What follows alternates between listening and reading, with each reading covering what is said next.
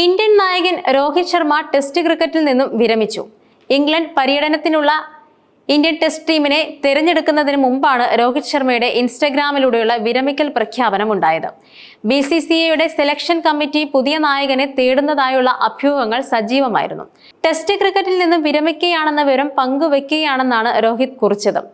ഏകദിന ക്രിക്കറ്റിൽ തുടർന്നും കളിക്കുമെന്നും 38 വയസ്സുകാരനായ രോഹിത് വ്യക്തമാക്കിയിരുന്നു. രോഹിത്തിന്റെ നായക മികവിലാണ് ഇന്ത്യ ചാമ്പ്യൻസ് ട്രോഫി നേടിയത്. ഇന്ത്യ രോഹിത്തിന്റെ നായക മികവിൽ 2024 T20 ലോകകപ്പും നേടി. പിന്നാലെ രാജ്യാന്തര T20യിൽ നിന്നും വിരമിക്കലും പ്രഖ്യാപിച്ചു. രോഹിത് ഇന്ത്യക്കായി 11 വർഷമാണ് ടെസ്റ്റിൽ കളിച്ചത്. 67 ടെസ്റ്റുകളിൽ 24 നായകനായി.